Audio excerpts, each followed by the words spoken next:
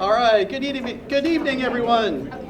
The time is 5 o'clock, and the Belton Independent School District Board of Trustees is now convened in a workshop on Monday, December 16th, 2024. A quorum of board members is present. Note that President Alcozer is absent. This meeting has been duly called, and notice of public meeting has been posted in accordance with Texas Open Meetings Act, Texas Government Code, Chapter 551. The first item on the agenda is public comments. Do we have any public comments? No public comments. All right.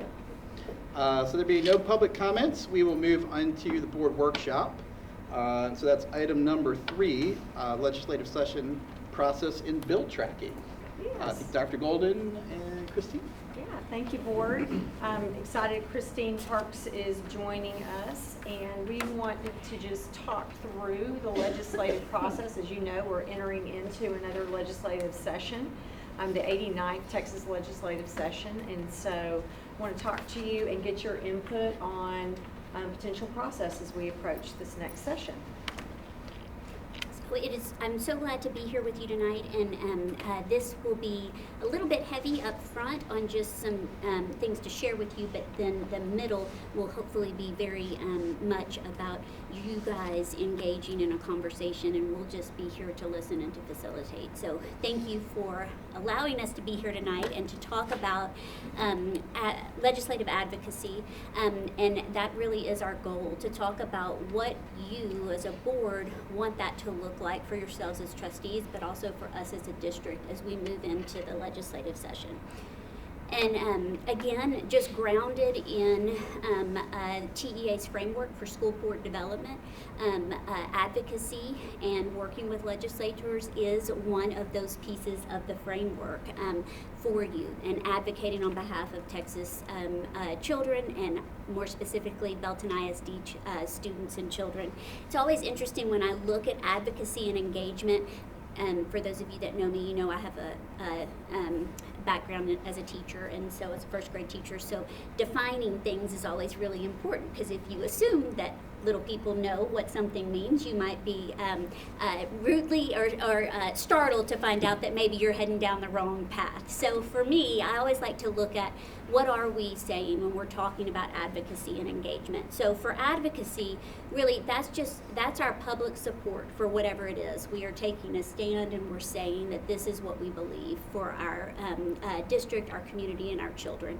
And then the engagement piece is really about being involved and getting others involved. So taking a stand, making it clear publicly what we stand for, and then being involved in the process or getting others involved. So thinking of it in terms of those two pieces. And so as we go through where we have already, oops, that's the wrong one.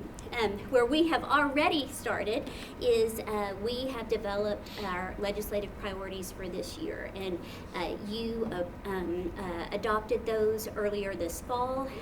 They were presented to you, and several of you were part of the community meetings that were held to get input from all of our stakeholder groups. We had city municipal leaders, we had our faith-based leaders that met, that gave input, we had teachers, we had students, we had nonprofits, really people from all over the Belton ISD community that met together and talked about what's really important to you, and really centered around our vision of empowering each and every learner to pursue their dreams and enrich their communities.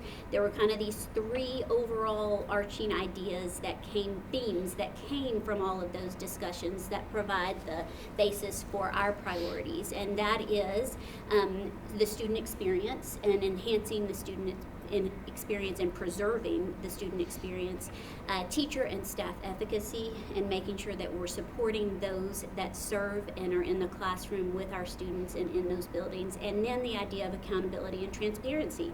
That's important for our community. We believe and we know that accountability and transparency are important, but there are some things that we would love to see a little differently. And then from there, you see in each of those areas, we really outlined the more specific items that we are really advocating for, including increased funding for full-day pre-K, increase to the basic allotment, special education funding, all for student experience, teacher and staff efficacy, increasing in compensation, and providing some other things to help offset inflation costs, and then accountability and transparency outside of a one test, one day kind of mentality to really give a deeper, broader look, and that we would have accountability and transparency for all entities that receive public funds. And so that was the heart of your priorities, is just a review, and so we really did the hard part,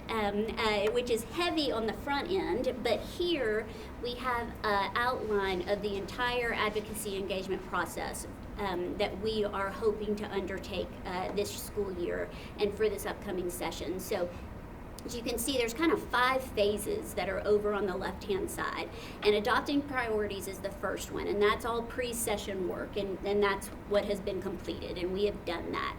Those priorities are aligned to our vision and our goals. And then building relationships is part of ongoing process, that working with legislators and their staffs and offices, met with Chairman Buckley's office last month, and we have established a cadence of ongoing communication, and then we'll meet with Representative-elect Hicklin's office on Thursday to talk with her staffers as well. But that's an important piece of the process, and it does need to carry on throughout the session. It's not a pre or post thing, it's ongoing even outside of session. Equipping our team, making sure that now we have our priorities, and now we want to make sure that everybody understands them and can speak to those and what really ultimately is our goal for each of those pieces. That work has kind of started to begin a little bit, but will really, the bulk of that work will be happening once session starts. Monitoring and adjusting, that's really about tracking bill progress and committee action, and we'll talk about that in a little bit. I can kind of walk you through the process of how bills are filed and kind of the multiple stages. I share with everyone, I try not to get real excited right now about bills that are filed, either direction, for or against, because we don't know if they will gain traction or not, but it's important for us as a school district to know what legislation is out there potentially and how it'll impact us. Agility is a huge part of monitoring and adjusting throughout the legislative session, so it's something that we'll track closely. And of course, communicating impact is really that final phase where here's the legislation, and then us sharing our story about how that potential legislation can impact us as Belton ISD. So that's through Capitol visits, and then calls to action for those that are part of our advocacy team. So that's an overview of the process as a whole. And really the goal and what we want to talk about today is with you is really thinking about how you want to engage in each of those phases as board members, and what you need from us to support you. And so I'm going to turn it over to Dr. Golden to kind of walk through those pieces. Obviously, we've talked about and we've done our priorities. That piece is done, and you provided much clarity around your goals for making those community led and have community input on those. But now, kind of moving on to that building relationship phase. Dr. Golden. So how about we elbow partner up and just start a conversation in small group, just how do you want to be engaged? We're going to specifically focus just on the relationship building piece right now. We'll break each of those phases down. And so just want you to be able to talk about how you want to be engaged as board members in the building relationship phase of that. How can we support you in that process? And so I'm going to leave it to y'all to talk a little bit. We'll do some sharing out, and then we'll go to the next phase. Am I elbow partner down there? You're out here. How about this? Thank you.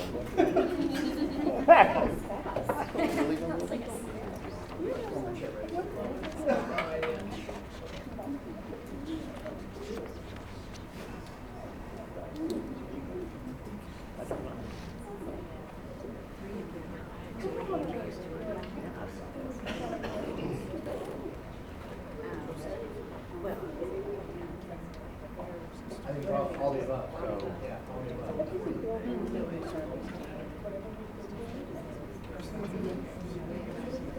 Yeah, I'm a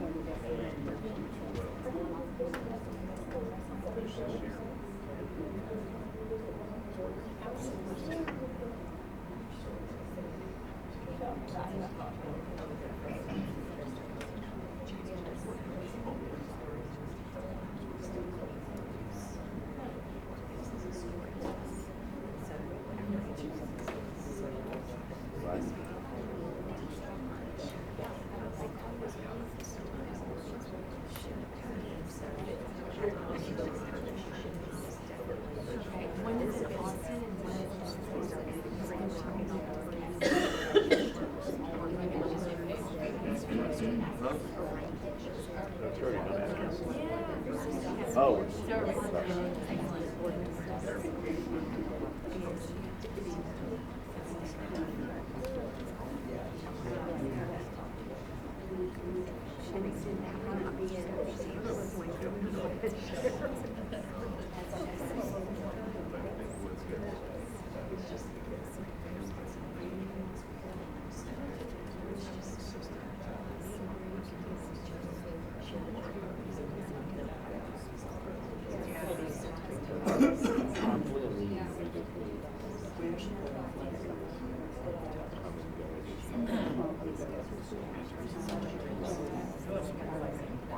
Well, we understand where you're coming from, but people were buying areas.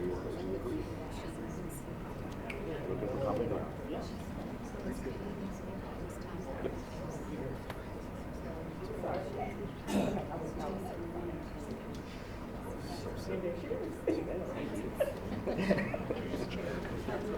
I have to be good with the market, that's in the show, get somebody to get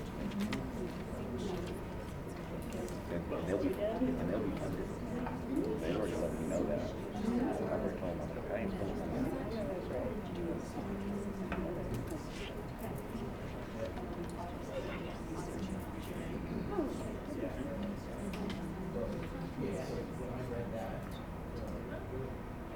Well, it was easy when it was you, because he showed up at our meetings, like he knew it. Yeah.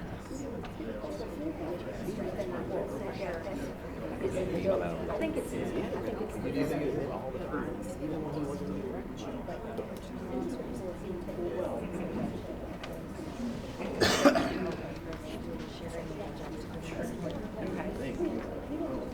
Jeff, are y'all ready to do it? Yeah. Okay. So right now, we're in the building relationship phase of this process, and so what were some of your thoughts? I'm going to capture some notes while you're talking. So we talked about some potential meet and greets, some small group meetings with board members and our representatives, just to kind of, see where we are and see where they are. Kind of get to some common ground if we can. Okay. Awesome. Thanks, Suzanne. So to expand on that, and. And. Right, create some opportunities here on site where the magic is happening, right? While things are happening in the classroom, to actually witness some of the three priorities and the impacts of some of the three priorities right there, like as it's happening.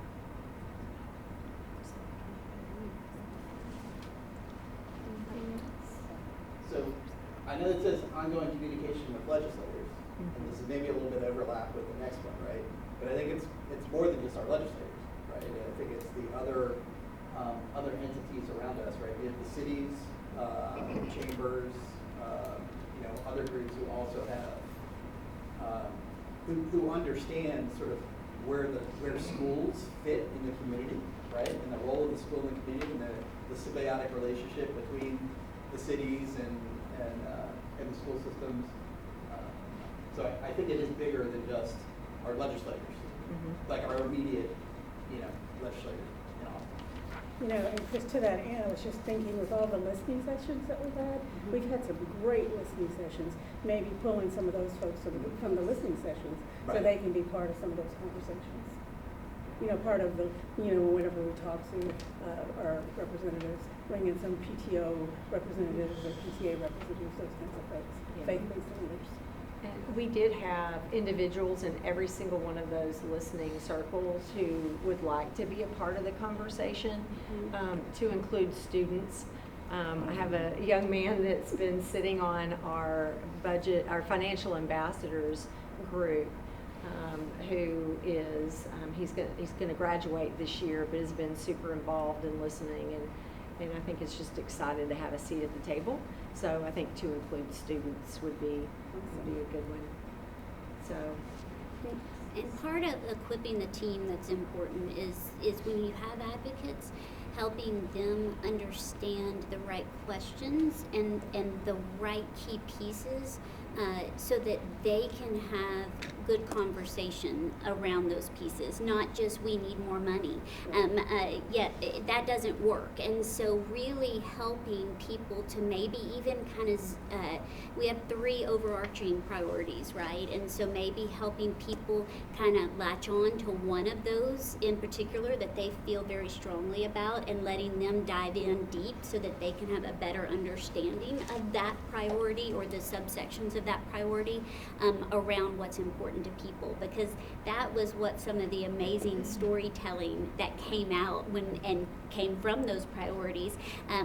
The one test, one day accountability priority, a PTO mom the other day said, she was like, that's the one I want. She said, because I've got 2 kids, one's a terrible test taker, one's a great test taker, but she even hates test. So she was excited because it was meaningful, but to be able to talk about that, so that's some of what that equipping the team is, helping those that want to advocate for the right thing that's important to them, and then be able to have deeper conversations about it, because that's where change happens. And I think public ed as a whole did a fairly good job with that in terms of public special education funding and telling that story and the gap that exists there, because we are now, so we figured out, I think, as an entity how to tell that story, but it took a lot, and it took a lot of communication. So when we can dig deeper and get down to the heart of it, I think sometimes that's the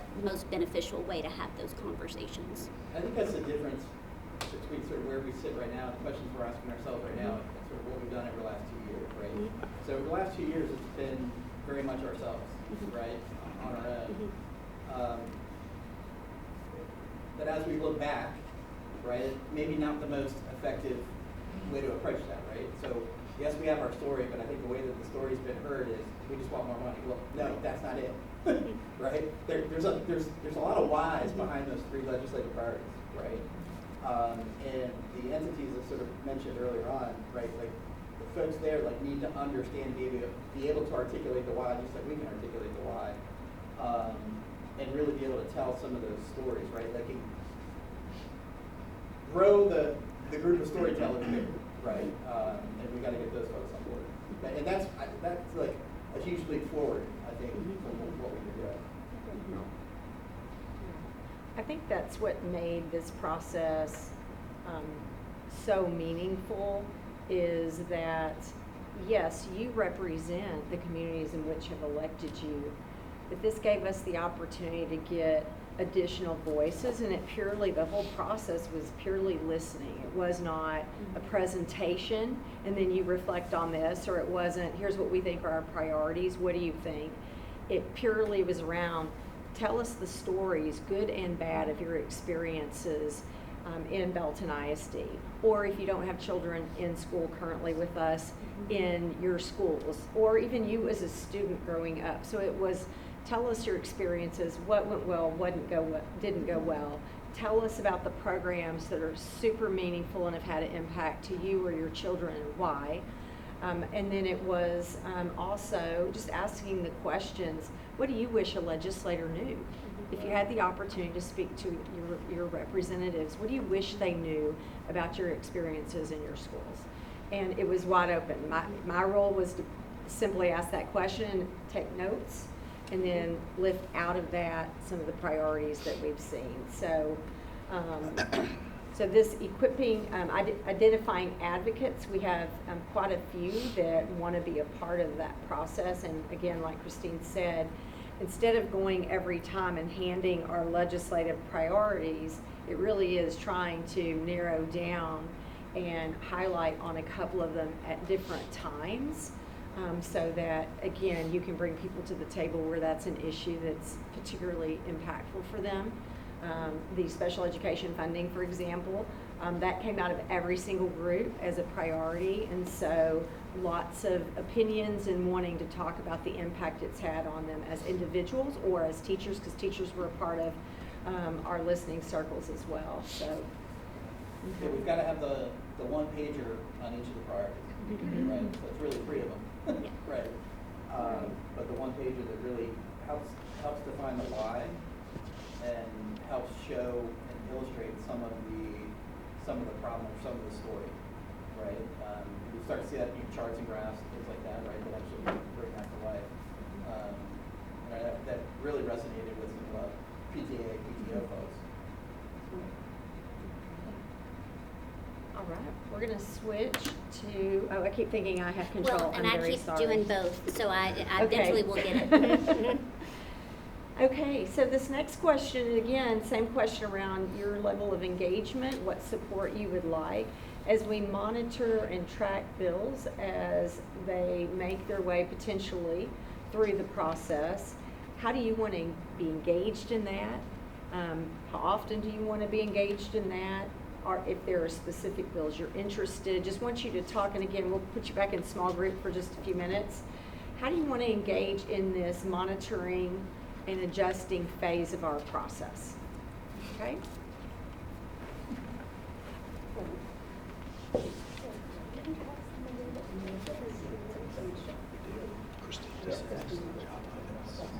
Really, honestly, I don't know if they good, but she even listened to it.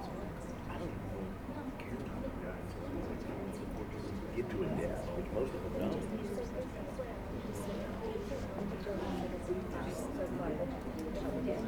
Right. You can put that on. There you go.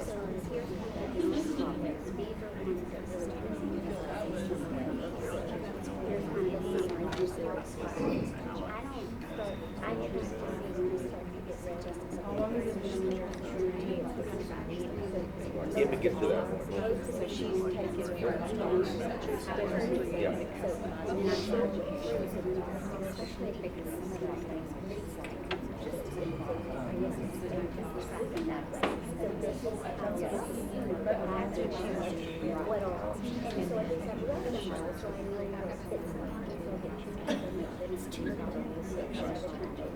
And just because they make it over here doesn't mean they'll just die on the vine.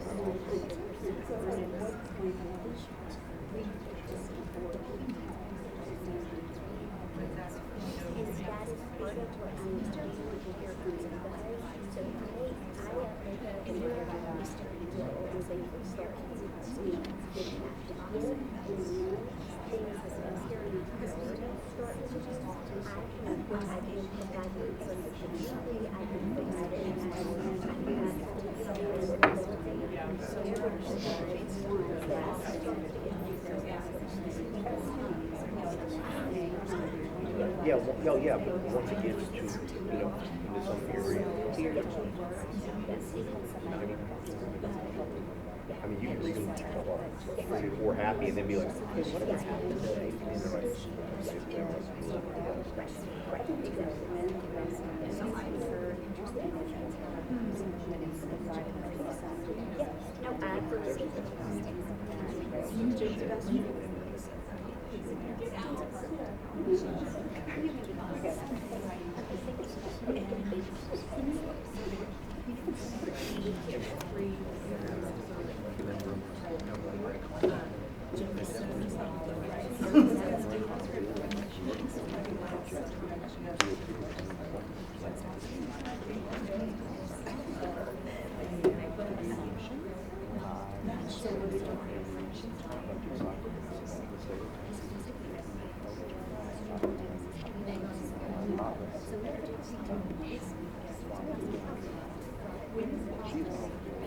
they're called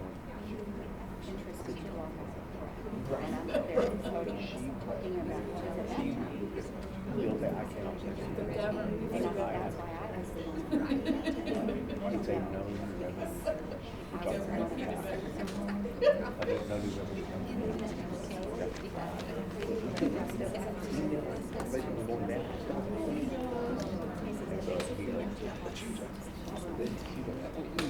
Great.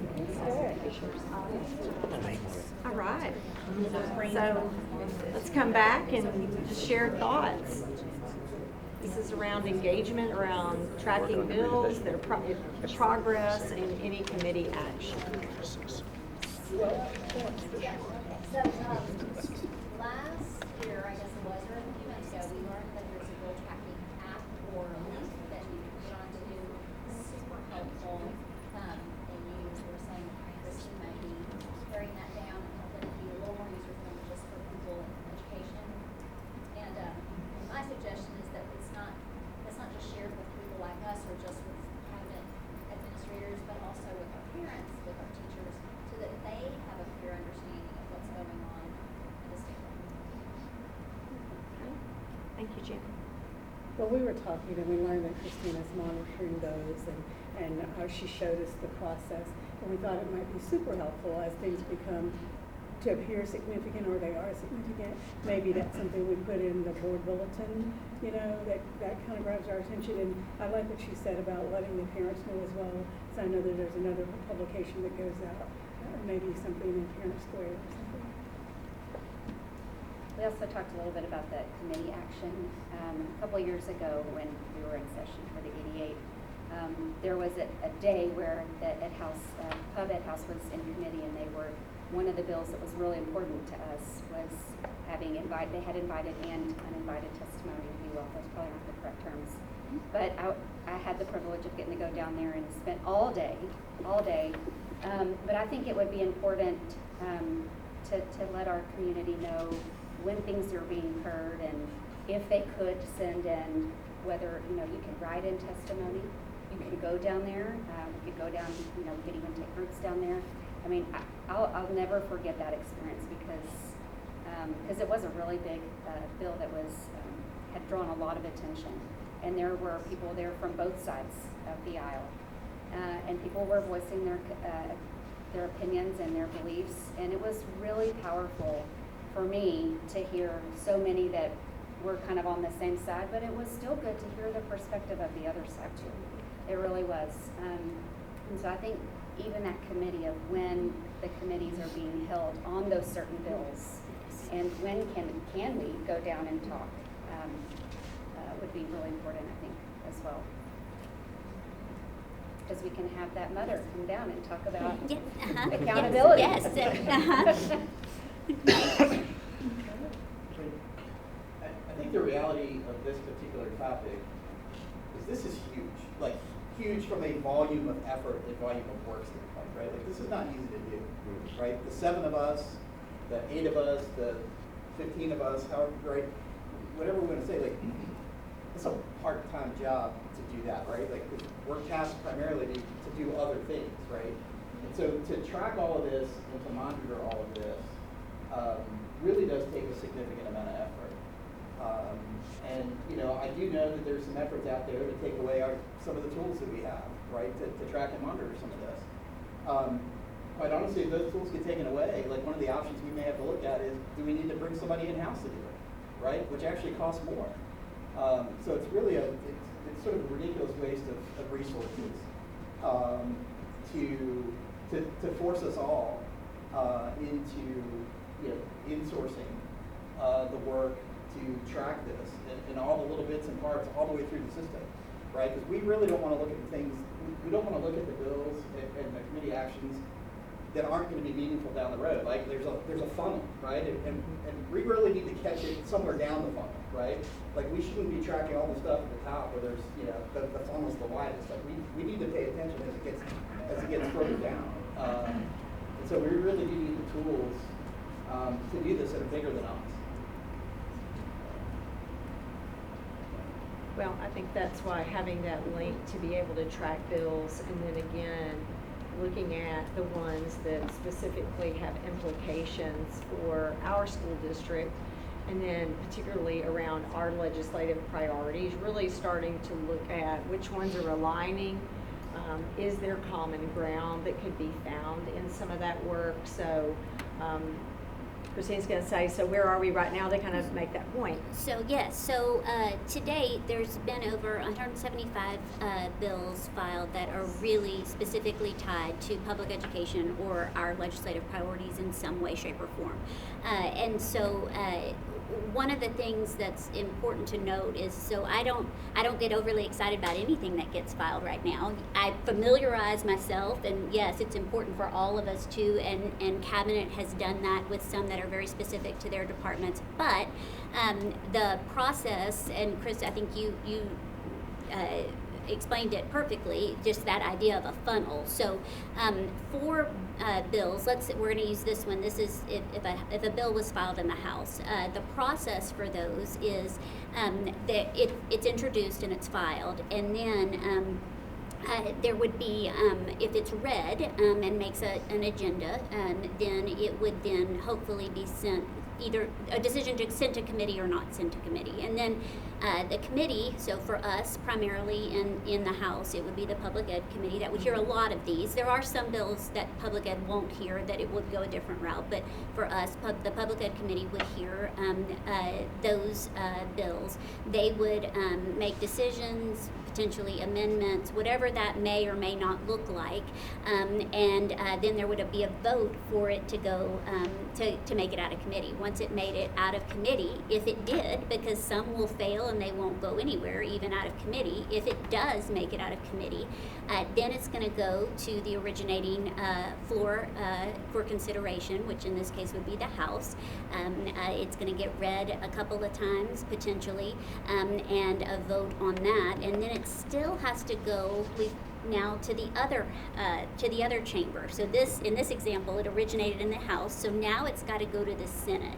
And so it follows a similar process. It's not quite as in-depth, but a similar process as it works its way through the Senate, again through committee and then floor consideration. And then it may or may not be amended throughout that process, and so trying to keep up with what the amendments are, or if there are any riders or anything like that that get added as well. And then if it is voted out of the Senate, then it would go back to the House, because they're the originating chamber, for another vote, and then it keeps moving through for finally, hopefully, enrollment, and then the last step is a signature by the governor. So of the 175 plus bills that have been filed, I don't know that there's an actual percentage that I could give you, but I can tell you the overwhelming majority won't make it halfway through this process.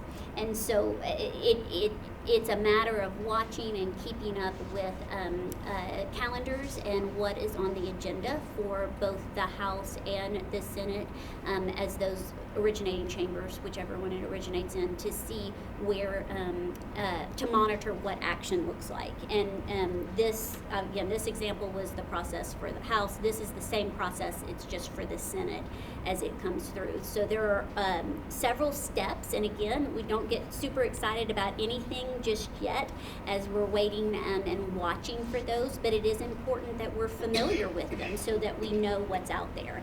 And of course, first day of bill filing was the Tuesday after the election, Monday after the election, I guess in November, and that will still run all the way through, I think it's March 16th or something, somewhere around middle of March, which is the last date for bill filing. So as the chambers are in session, we will still be watching and monitoring for new bills that are filed as well. But at least we can be prepared and knowledgeable about the ones that have been filed up until this point. So if you'll go to the next one. So on the building relationship piece, that's a two-way street. So absolutely, we want to make sure that we can share what emerged as priorities for Belton ISD and needs. But we also, in building the relationship, want to be in support of our elected officials as well. And you know, Belton employs a little under 2,200 employees. We have 13,000, a little under 13,800 students. we touch multiple cities. And so the ability also for a legislator to engage with us and want to seek to understand, so what would be the implication in a large district? Belton ISD is considered a large district in the state of Texas. So it's not just one way, it's two way. It's what do our legislators need from us as they're considering potential legislation so that it helps inform them in their decision making as well. It certainly doesn't mean at the end of the day that we might see it differently, but the ability to have a relationship with them where we can give them information for the district, use or not use, agree or don't agree, at least we know that it has been provided and considered. And so that relationship building is really two ways.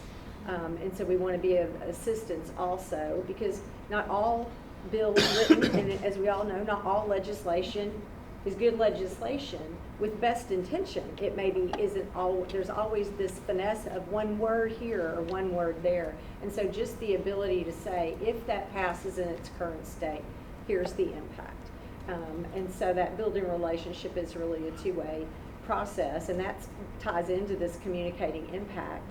And so question for y'all to think about and talk about again in small group a little bit, and then we'll talk whole group, is how do you want to engage in the communicating impact process? Like capital visits, call to action, what role do you want to play? And this is where I want you, thinking about how often can you be engaged in that as individual board members? What's your desire in that? How much leeway do you need if we're going to schedule those meetings, things like that? Do you want to be a part of? I've been to lots of meetings today where different groups outside of education are setting up their days at the Capitol and they're asking us to go with them. So do you want to go on some of those visits where it's maybe not our visit, but it's the local realtor's visit or it's the chamber's visit, things like that? Okay, so if you'll talk about your interest and engagement on this. I wouldn't mind going a couple of like it's a long day. You got to take off from work. I think more important is those people who reach out to us, those parents who reached out consistently and who are listening. I'm much more interested in getting them to go talk because we're a small board and we may not be a meeting, but no matter who's listening to us, we don't represent that many others. We start getting other people in the community, then I think they know what we're saying. I would rather us do a better job of engaging. Instead of just here are the dates, which days work, would it help if we and I wouldn't mind going on one here visits are when the it's dates, but here also city of are some Temple, or city of topics. Belton, or the realtors group, because all these entities, or Bell County, they're all interrelated. One of the big deals that some people are pushing is the no taxpayer funded lines. Yes. Okay, that's not just, everybody keeps saying to us, that they want to do away with that. Well, no, that's also a Texas municipal, which is every county, and it's also every city. They have the same thing as Texas municipal, is the county, and the Texas TAC is Texas Associated Counties. That's their social. It's not to bodies. They're just like, we can't wait. We have no place left to say so I talked to the city rep the other day. Like, we can't. We don't have the money to tell us it's a little to nothing that we pay into to get a big, because everybody, I think because of our world, we think, oh no, it's also TAG and TML. TAG is probably the biggest because there's, as an elected body, there's more school board members. School board members in the state of Texas are the largest elected body in the entire state. Because every district has at least 7. Some have 13. Remember that? 13. Woo. I mean, that you could get some pretty serious 6 to 7 votes going on with 13 people out there. I would think that when I saw this, is I need to know where it is to our work. So we don't know what comes up. I mean, that's why we have to take us. Right. Well, that's it with.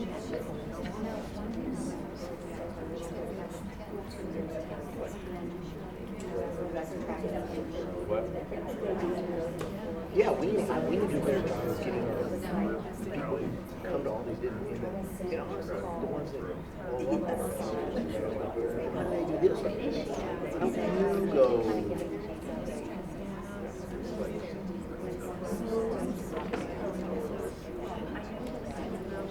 Well, and what we were talking about, they represent 8 votes. They know what we're saying. And we get to 15 parents. Okay, now they kind of have to listen. So like, okay, how many are behind you? I'm not going to say it all that.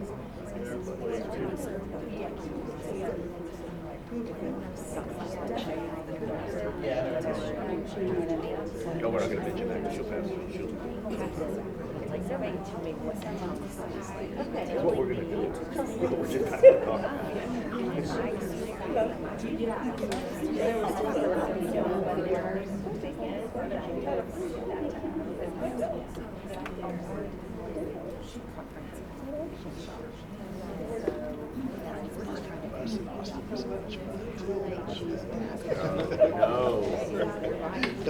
No, we took a suburban down there last week, so we parked it. Park right there. I mean, and I think it's cool your first few times, and after that you're just like, these people are 6-7 months. Did y'all have enough time? Okay, all right. So I'm gonna turn this over to y'all. How do you want to engage as board members, particularly as we talk about the communicating impact piece? I think what we talked about was, as far as engage, I think we need to do a better job of letting our parents do more of the engagement through us and engage them so that they can get engaged in the process. Because the fact is, we're only 7 people, and probably whoever we're meeting with knows exactly what stance we're coming in from the minute we walk in the door. But you know, when we have all these parents, especially the ones that are constantly blowing up your phone and they're upset about something the state is doing and all that, I think this is their chance to go be engaged. We can help, we can facilitate, this is how it works and all that, but I think it's time for the board to let the community speak more. Thank you, Joe. We discussed, I think all of us have been and will be again willing to do whatever we need to do to go down and with enough notice in advance, and maybe, not just a who's available on what day, but perhaps there's certain priorities we take down at a time. Mm-hmm. And some of us are more engaged on that topic than others. Right. So for the topic of our visit to be more explicit, to take things instead of just here's a calendar. And I think, like, the role of those visits is not to be adversarial, right? The role of those visits and the people that you take with you are really about providing some kind of expertise in whatever the topic is, right? Like, that's the purpose of the visit, right? Like, we eat, sleep, and breathe this every day, and when people they come along with us, like, do the same, and they bring a different perspective to it. So it's about informing. It's not about, it's not about fight. And so we need to remember that. I will say for me, I also would love to just get a refresher on the boundaries, right? Like, what can we do? What can't we do? To make sure that we don't step into anywhere that we shouldn't be stepping, right? Or go about it in a way that we shouldn't be doing it. So I personally would appreciate a refresher on that. Absolutely. Well, I think that something Dr. Golden said and we talked about too was, as a board, another part of us engaging may be some of us going with some of the other groups in our community, City of Belton, City of Temple, Bell County, because we're all together, and although we represent the school system, I mean, the way City of Belton goes, we're gonna follow. The way City of Temple goes, I mean, we're all interconnected. And I think dividing is probably not the best idea. The best idea is that we support them, they support us, and we've had great support from our local governments and the county as well. I've had a couple of them reach out to me about some of their concerns in the upcoming legislature. So your local government always, I think, feels the concerns, and we need to speak as one voice. Yeah, I mean, I'd like to see it be an and, right? Like, so do exactly what you're talking about, right? Go with, Right. and, right, try to get some time that, you know, it really is just our voice, right? Or not our voice, but like the group's voice along the lines, to make sure that we can really focus on those three priorities. Yeah. Yeah, I think one of the things I'm noticing in different legislative priorities from different groups outside of public education is that there are some common elements. And so by being able, like I looked at the Chamber's legislative priorities today, and there were a couple that were in alignment with Belton ISD's legislative priorities. So being more discerning about, okay, if we're gonna, again, talk about student and staff efficacy within those priorities, if there's overlap in the chambers, the cities, and the counties, then that's the collaborative team then that can share perspective. And I like how you said that, Chris. It's not adversarial. These are our elected officials. They have been elected to represent us as communities.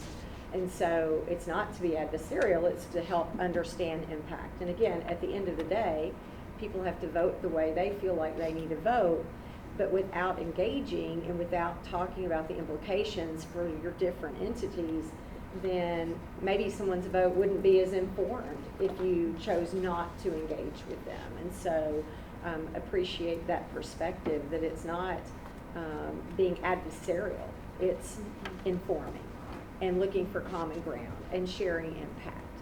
So, okay. I think one thing I'd just add to, I mean, all of which I agree, and I think a couple of other maybe groups that I think that would be also important to engage alongside is our teachers. And I think to Chris's point is making sure that we're doing that legally right, doing it, we definitely don't want to get ourselves into hot water. We want to do it right. But also, we didn't talk about this, but it just kind of came up when you're talking about common ground with other groups, and we talked about city and chamber, but you know, maybe there are some conversations where other school boards near us, maybe there is an opportunity that we could even go down together. I don't know if that could happen. But like, to the extent that we can stay away from things like the form letter, right? Yeah. Like, the form letter like doesn't get across your story or our story, right? Correct. And so to the extent that we can make it more personal to us in this community, right, I think is important. Great. Okay. Christine, anything? No, that's really it as far as process and kind of big picture overview is concerned. We just wanted to get your feedback, which was great, and thoughts. And if you have any other questions or ideas outside of this that you see is your role in advocacy and engagement for the legislative session, obviously we're glad to talk about those things as well. So really, if you have any questions or comments, So Christine, what do you see as our next steps? We had some good conversation today. Sure. Where do we go from here? So where we go, if I can go back to our, so kind of looking at this is kind of our roadmap. Obviously, we're already working on the, and actively working in the building relationship part. Really, the next step is equipping the team. And as you discussed tonight, really trying to find and build the team outside of this room and identifying the people that through our listening sessions really really they identified and said that we want to, how can we help get this message out? And so really tapping into those people and identifying them, and again, making sure that we're equipping the team, that we're giving them the right information. So it's not, our legislators are incredibly busy, and when they clear their schedule for constituent groups to come down, we need to make sure it's worth their while as well, and they're not just hearing the same thing over and over again, give us more money, give us this, give us that, that we're really being able to engage in conversations and ask questions. So helping build those teams so that those conversations and those visits will be meaningful and hopefully be impactful, to at least get conversation going, to understand the different perspectives. So that's really probably the biggest piece for us as a whole. As far as monitoring and adjusting, that is something that it's ongoing, and until the pace has slowed down slightly, but I don't even want to say that out loud because because it will probably pick back up as far as bills being, but it's slowed down a little bit, and again, it won't pick back up until, as far as the movement of anything, won't pick up until session starts. So that's kind of waned a little bit, and so really talking about and equipping the team piece, and then thinking future forward, starting to think about and structure capital visits and things like that. Calendars aren't even solidified yet for a lot of things, but at least identifying who wants to go, when they want to go, and how we want to do that, and conversations around if those are each around a priority specifically, so that people can talk about the things that are truly impactful to them, or exactly what that looks like. So those are really the next pieces. None of these none of these really have a start and stop necessarily. They are happening kind of all in tangent. So, but that's where we're heading. Any other questions or comments for this evening? Just want to thank Christine. Appreciate you coming to the table and being part of the conversation tonight. Thank you. All right. Anything else on this topic? I did not. So let me also note for the record that Record Preston is not with us tonight. Thank you for catching that. All right. Okay, so that concludes our board workshop this evening. There being no further business, this meeting is adjourned at 5:52. Thank you. What's Seth up to?